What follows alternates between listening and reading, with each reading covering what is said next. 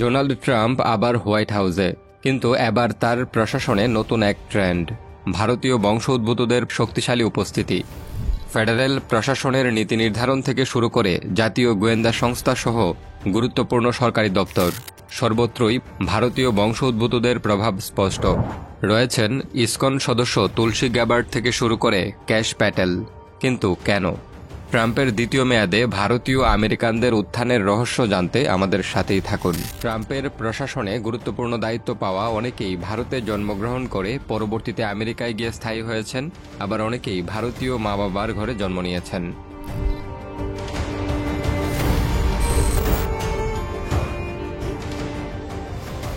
প্রথমে যার নাম আসে তিনি হলেন ক্যাশ প্যাটেল। তিনি ফেডারেল ব্যুরো অফ ইনভেস্টিগেশন অর্থাৎ FBI এর পরিচালক হিসেবে নিযুক্ত হয়েছেন। ক্যাশ প্যাটেল একজন আইনি এবং নিরাপত্তা বিশ্লেষক। তিনি ট্রাম্পের প্রথম প্রশাসনে জাতীয় নিরাপত্তা কাউন্সিলের ডেপুটি অ্যাসিস্ট্যান্ট হিসেবে কাজ করেছেন। প্যাটেলকে বিশেষভাবে মনে রাখা হয় তার রাজনৈতিক দৃঢ় বিশ্বাসের জন্য এবং FBI এর বড় ধরনের সংস্কারের উদ্যোগ তিনি নিতে চান। সে কারণে তিনি রিপাবলিকান পার্টির একজন ঘনিষ্ঠ সমর্থক। 2025 সালে ক্যাশ প্যাটেলকে FBI এর পরিচালক হিসেবে নিযুক্ত করা হয়। তার কাজ FBI এর কার্যক্রমের মধ্যে স্বচ্ছতা এবং নিরপেক্ষতা নিশ্চিত করা এবং সংস্থার সংস্কার ও আধুনিকীকরণের উপর মনোযোগ দেওয়া। তার লক্ষ্য FBI কে নিরপেক্ষ, শক্তিশালী এবং জনগণের সুরক্ষা নিশ্চিতকারী একটি সংস্থা হিসেবে প্রতিষ্ঠিত করা। Thank you so much for being here. Question for the audience. How many of you work in Web3? এরপরই রয়েছেন শ্রীরাম কৃষ্ণান। তিনি হোয়াইট হাউসের কৃত্রিম বুদ্ধিমত্তা বিষয়ে সিনিয়র পলিটিক্যাল অ্যাডভাইজার হিসেবে নিযুক্ত হয়েছেন।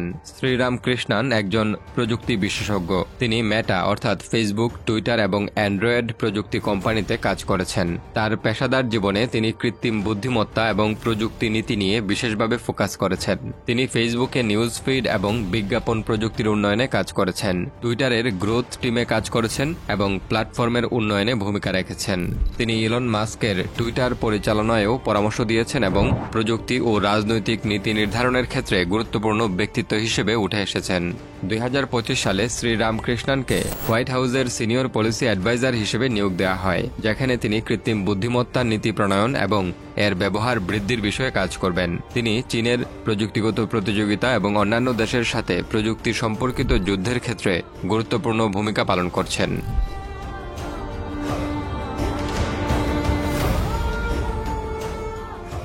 এরপরে রয়েছেন হারমিত কে ধিলু। তিনি সিভিল রাইটস বিভাগে সহকারী অ্যাটর্নি জেনারেল হিসেবে নিযুক্ত হয়েছেন।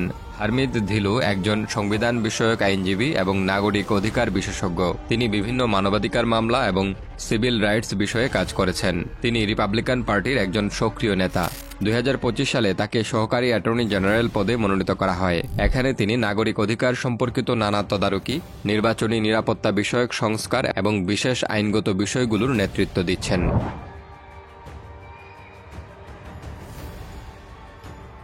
I want you to give it up for the greatest president of the 21st century standing right here, Donald J. Trump. তারপরে আছেন বিবেক রামাস্বামী। তিনি ডিপার্টমেন্ট অব গভর্নমেন্ট এফিসিয়েন্সিজ এর সহ চেয়ারম্যান হিসেবে নিযুক্ত হয়েছিলেন।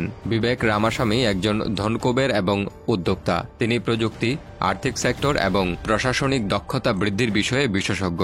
তবে ডোনাল্ড ট্রাম্প প্রেসিডেন্ট হিসেবে শপথ নেয়ার কয়েক ঘন্টার মধ্যেই তিনি পদত্যাগ করেন। জানা গিয়েছে ওহিওর গভর্নর পদে নির্বাচনে লড়াই করার জন্যই তিনি এই পদ থেকে সরে দাঁড়িয়েছেন।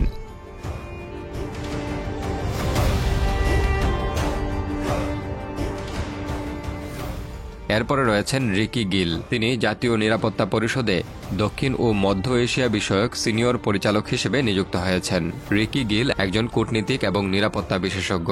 তিনি পূর্বে স্টেট ডিপার্টমেন্ট এবং কংগ্রেসে কাজ করেছেন। তার কাজের ক্ষেত্র ভারত, পাকিস্তান এবং দক্ষিণ এশিয়ার রাজনীতি এবং নিরাপত্তা সম্পর্কিত। তার দায়িত্ব হচ্ছে দক্ষিণ এশিয়ার দেশগুলোর সঙ্গে সম্পর্ক উন্নয়ন, ভারত আমেরিকার সম্পর্ক আরও শক্তিশালী করা এবং চীনের সঙ্গে শক্তির ভারসাম্য রক্ষা করা।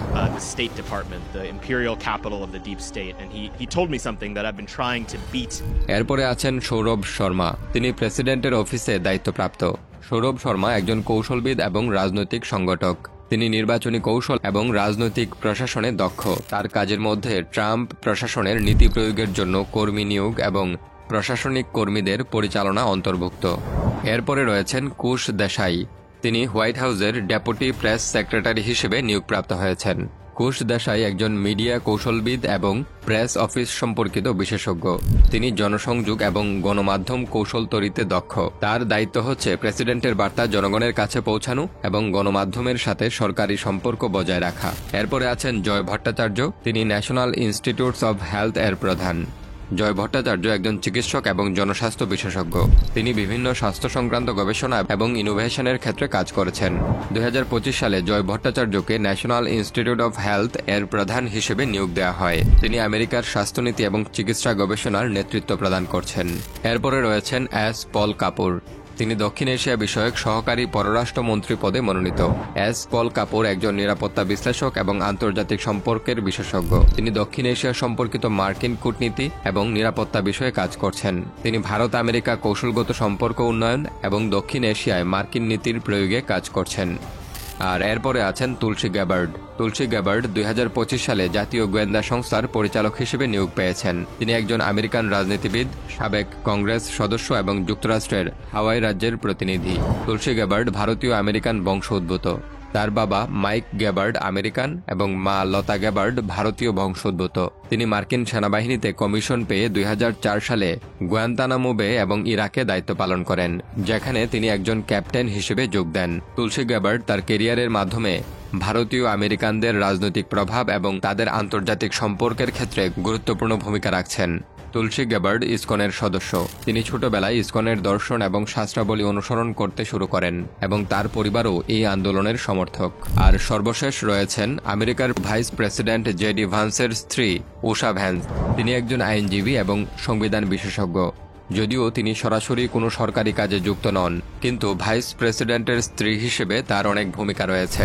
ট্রাম্পের প্রশাসনে ভারতীয় বংশোদ্ভূত আমেরিকানদের উপস্থিতি বেশ গুরুত্বপূর্ণ এবং তার পেছনে নির্দিষ্ট কিছু কারণ রয়েছে। ভারতীয় বংশোদ্ভূত আমেরিকানরা সাধারণত প্রযুক্তি, বিজ্ঞান এবং ব্যবসায় খুবই সফল। ট্রাম্পের প্রশাসনের কাছে তাদের দক্ষতা এবং অভিজ্ঞতা অত্যন্ত মূল্যবান। শ্রীরামকৃষ্ণান যেমন প্রযুক্তি বিশেষজ্ঞ, অন্যদিকে বিবেক রামাস্বামী একজন উদ্যোক্তা। তারা প্রযুক্তি এবং প্রশাসনিক ব্যবস্থাপনাকে আরও দক্ষ এবং উন্নত করার জন্য গুরুত্বপূর্ণ ভূমিকা পালন করতে পারবেন।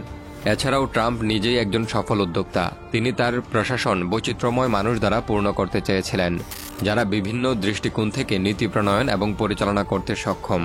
ভারতীয় বংশোদ্ভূত আমেরিকানদের মধ্যে অনেকেই ট্রাম্পের কনজারভেটিভ নীতির সমর্থক।